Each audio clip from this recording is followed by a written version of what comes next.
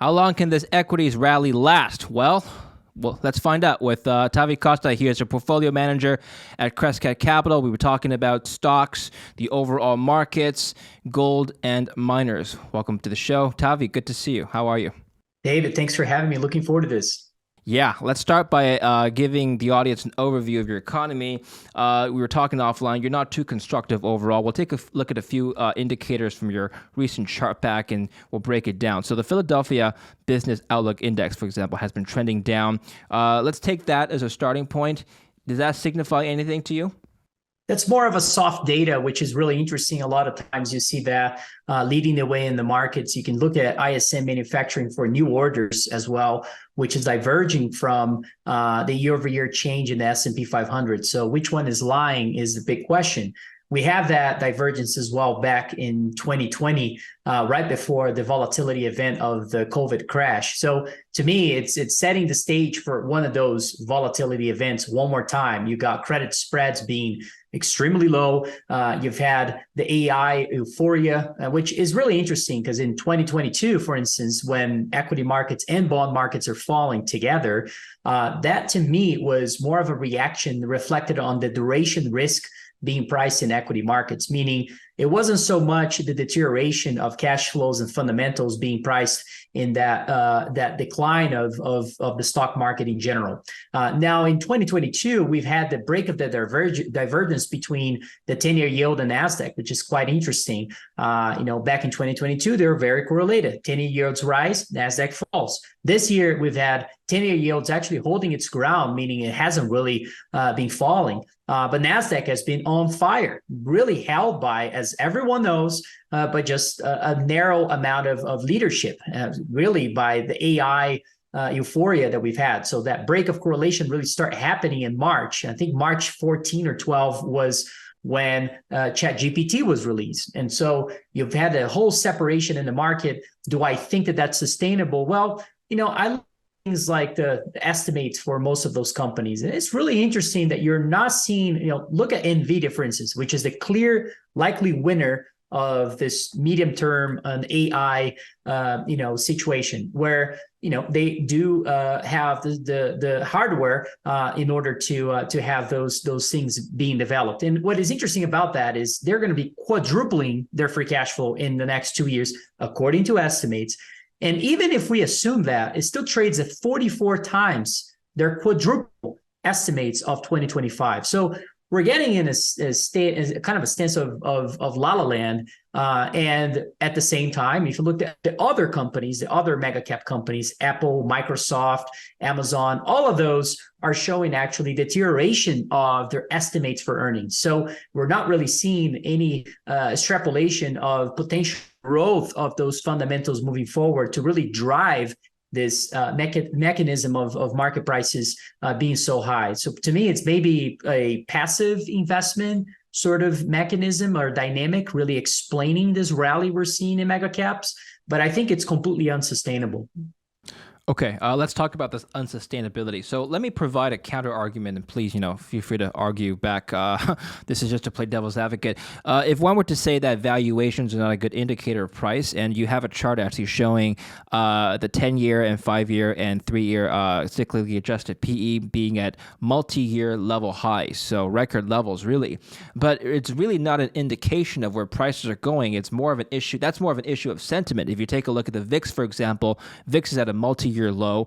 One could assume that this rally is going to continue just based on sentiment alone. How would you respond? Oh, I think there's a lot of things that have driven the market over the last decade or so. We've had in 2010 the strongest real earnings growth in history, right? If you look at for decades back in even the 1900s or so, we really had only 2 other decades where we had such a robust growth of earnings. This was in the 1920s, the Roaring 20s. And also we saw that in the 90s with the internet growth and all that really drove real earnings, believe it or not, although a lot of companies are not profitable, real earnings during that period for the overall S&P 500 was actually growing drastically, kind of like today, but it's even more pronounced today. So the real question is, were those decade long of growth in earnings sustainable during those 2 decades? No. In the 30s, following the 20s, what we saw was the Great Depression in the late 20s, and then it lasts over a few years in the 30s. But there was a major contraction of fundamentals of corporations at that time. In the 90s, the subsequent decade, which was the early 2000s, was the tech bust. And then we add at the end of it, the global financial crisis. So it was one of the worst times. So usually good times, robust earnings, I would say, of a decade long of robust earnings tend to lead to very bad decades of fundamental growth. Is that what we're going to see here? Likely. And by the way, internet was invented in the 90s or so. And as you know, that preceded a very negative period of growth in terms of fundamentals for the following decade in the early 2000s, despite the developments in the whole industry and the sector of the technology. So to me, that's all, playing along. I agree. Valuations are not a timing indicator. They're not. They're if anything, I think where investors should be looking at is if you're really deploying capital for 5 to 10 years, and you see things like CAPE ratios in the 30 handle or so, it's just throughout history, we've never seen the sustainability of those returns for the next decade or so. Usually you tend to see or a crash or just a period of multiple compression. Multiple compressions happen during two types of decades, when valuations are extreme or during inflationary regimes. And you can see that as well with the Shiller CAPE ratio data as well. And, we have both today, in my opinion. I think we're at the early stages of an inflationary regime, which you may say, well, inflation is accelerating, Tavi. And yeah, inflation happens through waves, as we discussed in prior interviews. And in my opinion, we just saw the first wave, and the underlying issues that cause this rise of prices of goods and services hasn't really been resolved. And so to me, that's an important aspect. And the other thing I would just point out quickly is the yield curve inversion problem. I mean, we calculated, I created this metric called the percentage of yield curve inversions. And I was glad I was actually invited from the IMF to present it to them, this indicator, because I did a whole empirical analysis of what assets to own once you get, a handle of about 70% of the yield curve inversion being inverted. And that is certainly the case. That happened in November, by the way. And what you want to own is gold to S&P 500 ratio, meaning buy gold and sell stocks. And there are times when gold doesn't perform very well. There are times when the stocks actually completely collapse. And so, but there are periods when both legs of that trade work very well. And I think we're probably going to see one of those. I want to come back to that percentage of yield curve inversions. That's a very interesting chart. But you brought up something also interesting just now. You said that the inflation waves of inflation not yet over. So are you suggesting that inflation has not bottomed yet? I think inflation will reaccelerate to the upside in the following years. It's really hard to say when it accelerate again, but I think if you think about the underlying issues of why consumer prices have been rising, to me, it's 4 pillars of inflation. It's one, wages and salaries growth, mostly driven by the lower income classes right now. And that is, coming from an emerging market, understanding how those markets work, is that if you give money to people that are in the lower classes, they spend that capital. That's what creates inflation. That's what creates consumption more than the higher classes. There is a lack of discipline, unfortunately, from the lower classes, financially speaking, that tends to be the case. And in my opinion, given where job openings are, and if you think about where job openings are and you go dive into what are those openings, are mostly unskilled jobs. And so skilled jobs are actually having some technology companies not hiring as much as they used to, and some banks and other Wall Street issues and so forth. Now, on the other side of it, you see restaurants, hotels, and things like that really is still in a hiring spree. And that's really what's driving this large increase of job openings. And that's what drives wages and salaries growth of the lower side of the income class. Now, the second pillar of inflation is a chronic underinvestment in natural resource industry. which, in my opinion, as you've seen, Fed raising rates and making the accessibility of capital even harder with this, we haven't seen CapEx for most of those commodity businesses go back to prior highs. In fact, they're at historical lows today. Number three is the irresponsible level of fiscal spending. It's almost like the government is undoing what the Fed has been doing. So if you look at the fiscal deficit right now, it's at about 8% of GDP and declining, meaning it's getting more aggressive in terms of how much they've been spending at the same time as the Fed funds rate has been rising. So those are unsustainable. You're increasing the debt problem and also increasing the cost of the debt. I mean, that's just nonsense. But the level of fiscal spending tends to create inflation. And so it's something to watch as well as a third pillar. And the fourth pillar is deglobalization. I just highly doubt that we're going to be entering, again, a globalized environment. I think we've had that over the last 20 to 30 years. I think we're about to see a shift towards that, where economies are going to be really going back and onshoring their manufacturing plants, are going to be reducing their liability or dependency with China and Russia and other authoritarian regimes. And that's all going to cause construction spending, manufacturing spending, and so forth. And in my view, that's all inflationary. So those are the reasons why I believe inflation is not dead. You're talking about longer term forces, correct? Correct. Yeah, those are all 5 to 10 year forces that will have an impact on market allocation, like tangible assets, for instance. If the assumption here is that let's assume you're right, and that inflation is going to remain sticky in the next 5 to 10 years, does that mean that rates will no longer see 0% again? Given that the Federal Reserve will need to fight these longer term inflationary forces? I think it's probably going to be the case, although financial repression is necessary in this environment because of the debt. I call this the trifecta of macro imbalances. We have the debt problem of the 40s with, where we reached in the World War II, inflation of the 70s, and the valuation problem of the late 90s and the late 20s. And that creates political constraints for policymakers to allow them to really fight inflation over time. So we're going to have to see the inflation issue run a little hotter than policymakers wish. And maybe they want that, hotter just because of the debt problem as well. I mean, I'm not saying that that's not a bad idea either. That's one way to deleverage your debt issue. And so all that is playing a role. There's another thing, though, that I would like to point out, because to me that kind of ties into gold and ties into commodities. But more importantly, it ties into risk-free rate that you were talking about, which is the debt issuance from the government. I mean, we just had the debt ceiling being resolved. After the debt ceiling gets resolved throughout history, you see a spike of debt issuances because the government needs capital. And once things get resolved, they're able to issue debt. This is the largest debt issuance that we've seen, which is about $718 billion so far. The month is not over. Higher than what we saw back coming out of the COVID recession, by the way, after the debt ceiling that we had during that period as well, which to me, it's absurd. And so who's going to be buying all those treasuries? We're seeing a flood of issuances of those instruments, and there's just no buyers of that. And so central banks are net buyers of gold, not treasuries right now. And so you're clearly seeing that a lot of those large institutions are trying to enhance their portfolios, their balance sheets, by owning gold relative to treasuries. And I think that's also a trade, buying gold versus treasuries. And while people like to say, well, yields are higher, gold's going to be, left behind. That's not what happened in the 70s. Gold was not only outperformed treasuries, but also outperformed in a time when yields are way higher. So all that is kind of playing a role here.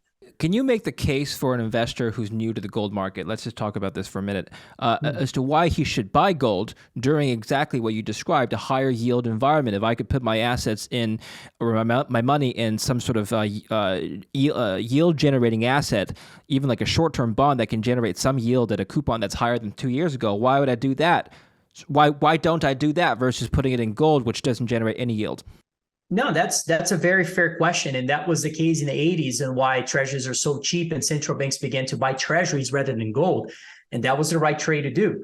Now we're in a kind of a different era right now where central banks can't really raise rates too much. I mean, we're seeing what we're seeing right now, but that's really, we're getting close to the peak of rates right now. And think about since the 70s, we've had two gold cycles. One happened in the 70s, one happened in the early 2000s. The drivers of those two cycles are very important to understand. First, we've had falling production of gold. So most of the majors at those times were not producing as much as they were in prior decades. Number two, I would say in the 70s, you had an inflationary regime. So there was a need for owning tangible assets and so forth that drove the price of gold. Number three, in the 70s, you also had central banks accumulating gold. That's kind of the case today. And we had the break of the gold window and so forth, and all that happened at the same time that unleashed the first gold cycle. And fourth, argue very strongly that another part of it is the supply side, where not only production was falling, but we had a lack of new gold discoveries in the 70s, which then, after gold prices rose so much at the end of the 80s and at the beginning of the 80s and 90s, we had an enormous amount of gold discoveries coming out of that in those following decades. So then after the 80s and 90s, we had a decline in gold prices of about, 40, 50%. And imagine you're in the peak of the tech bubble, equity markets are performing very well. You look at the gold price and you're like, oh my gosh, why would anybody own this? It's down for the last 20 years. Why would anybody put their capital into this? It's just crap. Well, guess what? That was the bottom of the market. So gold prices began a second gold cycle right there. What drove that price? Well, falling gold production from the majors was also the case, surprisingly. Number two, gold was really cheap relative to the S&P 500. So if you look at the equity markets, financial assets, gold was very, very cheap, just like today. Number three, China was entering, it was becoming the manufacturer in the global economy. Also, you've had China growing their exports to the global economy from 3% to almost 20%. That all drove construction spending and the need for commodities. And that, what they did was sparked a commodity super cycle during that time. So, okay, all right, well, now we understand what happened during the first and the second cycle. What about now? Today, we've got all those things. We have falling gold production. Every major is basically in a secular decline in gold production. Number two, central banks are accumulating gold like we've never seen before. Number three, we've got government deficit at an alarming problem, which wasn't the case in 2000 or in the 70s, which means that the debt problem is only getting worse. The only time we've had a debt problem like this was in the 40s, and gold prices were pegged. So you couldn't even buy gold at that time because you wouldn't make any money. So, and gold follows the debt problem, by the way. The debt problem gets worse. A bet against gold is a bet against the debt problem getting worse as well. What else is happening today? 60-40 portfolios. They're looking at their own allocation and saying, wow, bonds are not serving as a defensive asset anymore. I'm not seeing my bond portfolio perform well when equity markets fall. What do I do? Well, gold is an alternative, and it served as an alternative for many decades. I'm not saying you should own gold every decade, but when you've seen a period of when the metal has actually underperformed other assets, hey, put that on your radar, because that's usually a time when you should be looking at allocating capital towards that. Remember that 2000s when gold was down 40% or so, and nobody wanted to put money into it. And that was the beginning of a cycle. Another thing was the lack of gold discoveries. Well, we had that today as well. CapExes amongst most of the gold companies, they're all ultra conservative. They're paying down dividends. They're buying back stocks. I mean, when did this ever happen in the history of this industry? Never. And the last thing I would say is what's happening with the trifecta of macro imbalances, which is something we haven't seen throughout history. All three imbalances at once never happened before. They happen in separate events. And I think that's another issue that will drive gold prices a lot higher. So I hope I answer your question, but that to me is why I think we're at the onset of a third gold cycle. Thorough answer, actually, Tavi. So thank you for that. Now, people have said to me many times in the past that the gold price responds to higher inflation. And let me just posit this. So you were talking about the prior gold bull cycle in the mid 2000s when it troughed, peaking in 2011. Remember, during that decade, inflation rate was relatively benign in the U.S. compared to historical standards, compared to the 80s, even compared to now. And recall that during that bull cycle, 2008, for example, was actually a deflationary event. Gold continued to go up. And so one could argue that gold does not need high inflation to go up. Hey, Can you? David, this happens every time, I feel like. Well, no, recently we've had real rates being the thing, right? Oh, you have to follow gold, you have to follow real rates. Well, in the 70s, that wasn't the case, guys. I mean, why do we have to, one variable when there's like 50 variables on any asset class? Inflation is one of them, very important one. And what you pointed out in 2000 is a very good point. There was no inflation at that time. What drove gold prices was, the combination of those things I said is falling gold production, is, the fact that China was driving the commodity markets. And, there is a cyclicality on, let's say, copper. If you look at gold and copper prices, put them in the same chart. They're the same chart. Like every time you had a long-term trend for gold, you have a long-term trend for copper. It's just, it's more volatile.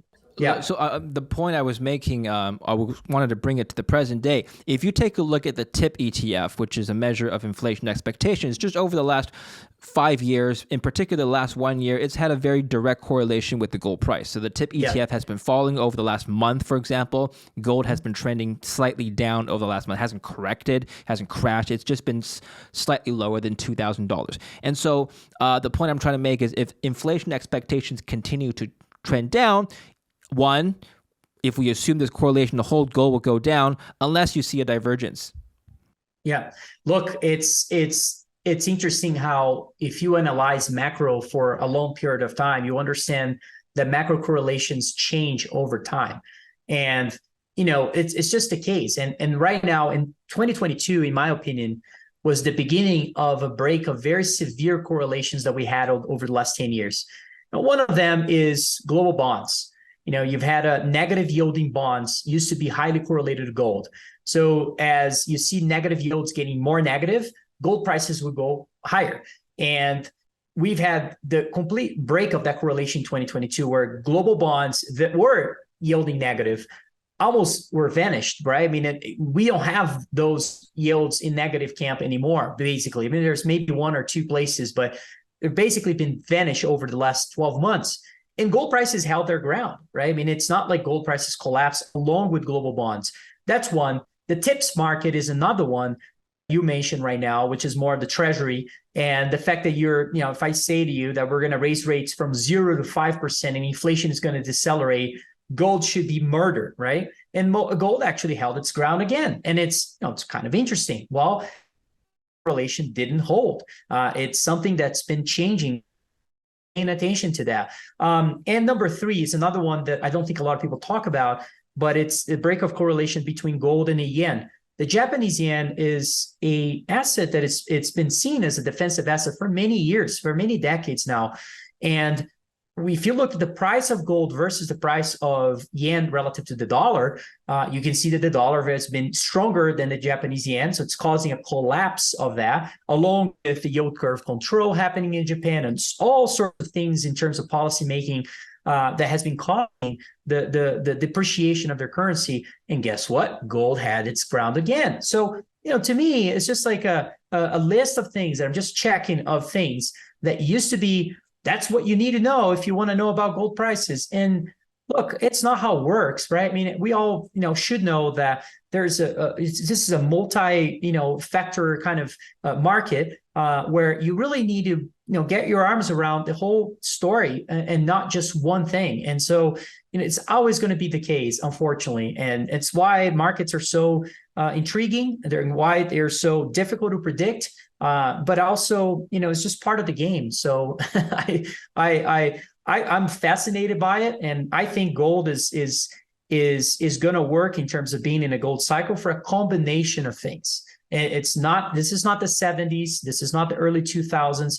This is the 2020s era, and we're going to see the G7 economies revitalizing their economies. We're going to see 60-40 portfolios look for a more balanced approach of their portfolios. We're going to see central banks buying gold. That didn't happen in the early 2000s. No central bank was buying gold at that time, and gold prices enter a gold cycle. So, it's just a lot of things happening. We're likely in an inflationary regime as well. And those things are all, and it doesn't mean, we're going to be a decade on inflation. No, I mean, things can decelerate, they accelerate again. And, that's how the economy works. I mean, I'm hoping I'm giving you a good perspective of at least the way I see things working. How significant is the de-dollarization trend, if there even is one, on gold?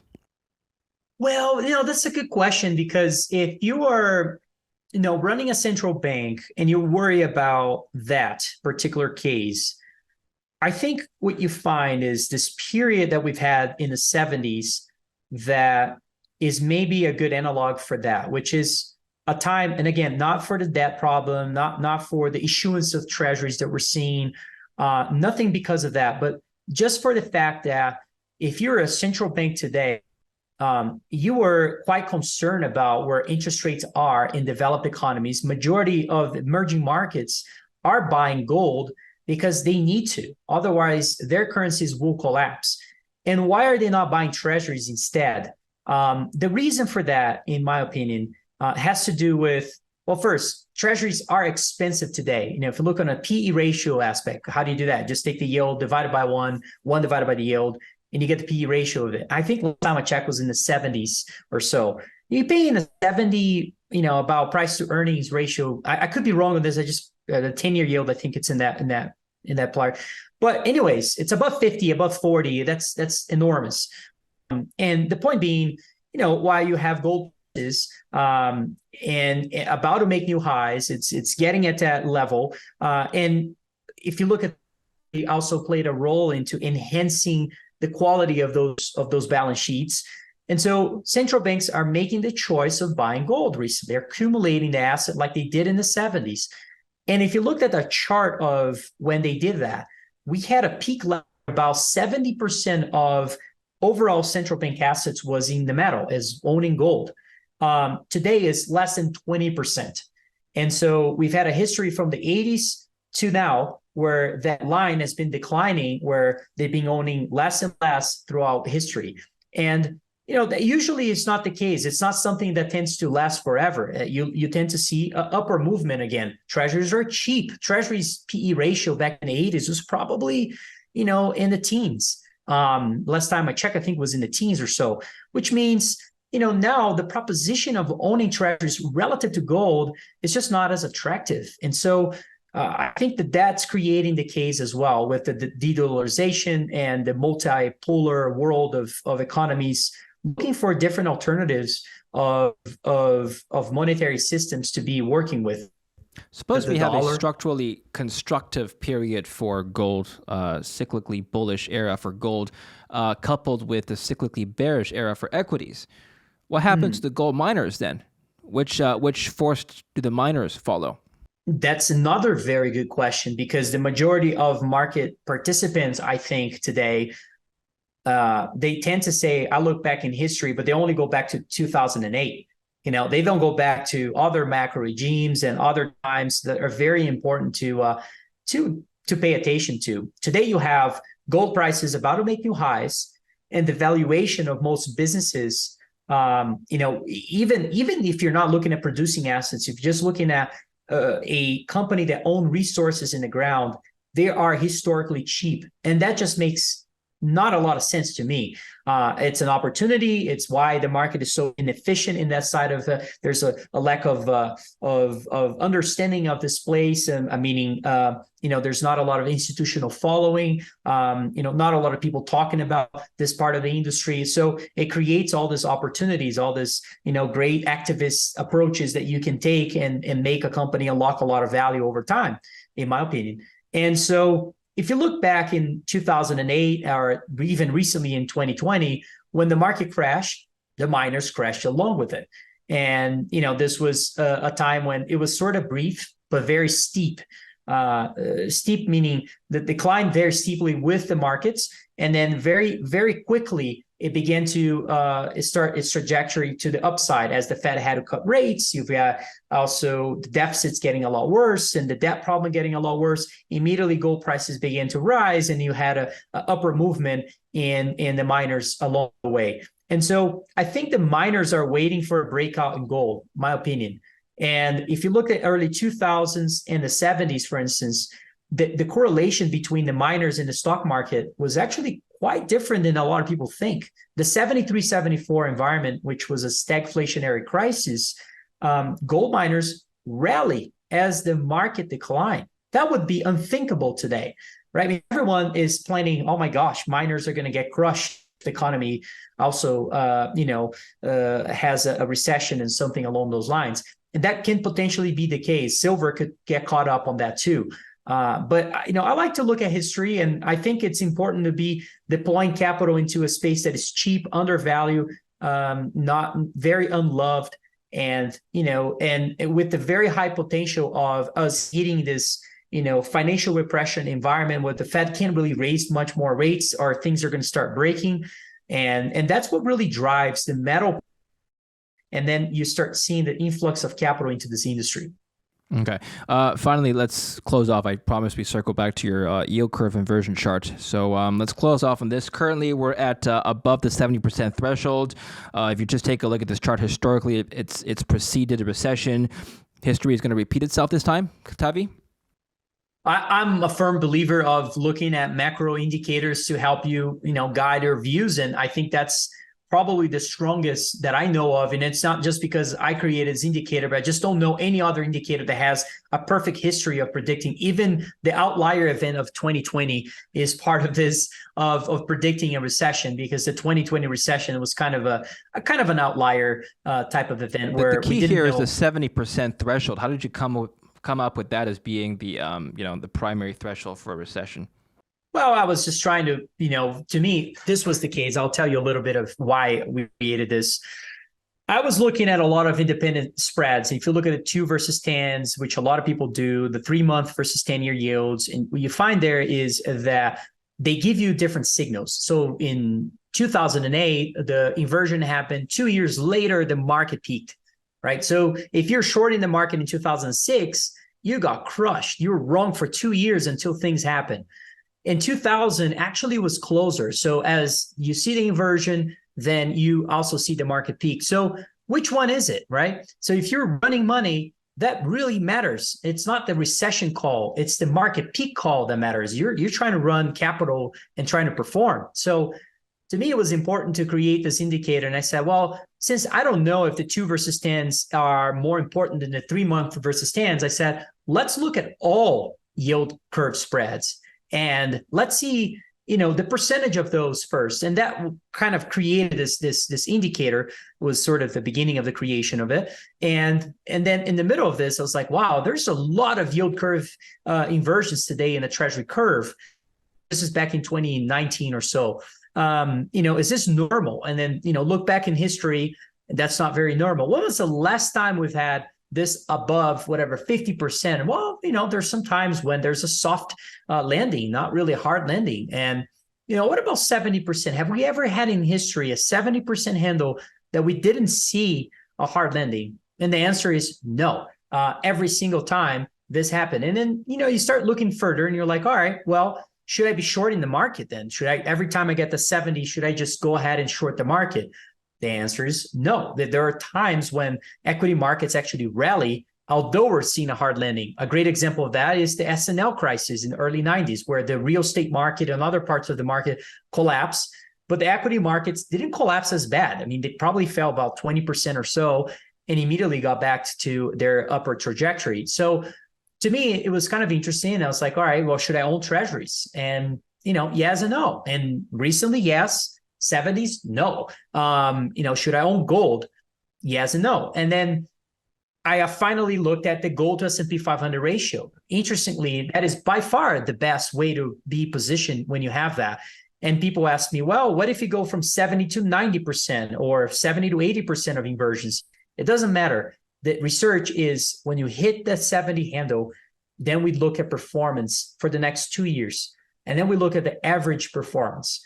And the average performance is 72% throughout history of gold to S&P 500 ratio. And then you look at one more thing, which is times when the equity market is expensive relative to commodities, which was in the 70s and the early 2000s. And then you look at the two legs of that trade work tremendously well. And if you ask me, I think we're going to see something along those lines where gold actually performs well as the market underperforms other assets. Excellent. Tavi, thank you very much for a very thorough analysis on these markets that we discussed. Where can people learn more about your work? You do excellent analysis and your charts are very informative. Where can we go and follow you? Thank you. And by the way, congrats on your new channel. Well, you can find my work on Twitter at Tavi Costa and our website, crescat.net, where we put out a lot of research, letters, and other things that can be helpful. Congrats to you, too. I haven't spoken to you in a couple of months. Your Twitter blew up. You had 200,000 followers almost. Wow. Okay. People don't have anything else to do, David. they do. They're following Tavi Costa. Should you, if you're watching. So go follow his Twitter after those subs count. Well, thank you very much, Tavi. I'll see you again next time. Take care for now. Take care. And thank you for watching the show. Don't forget to subscribe.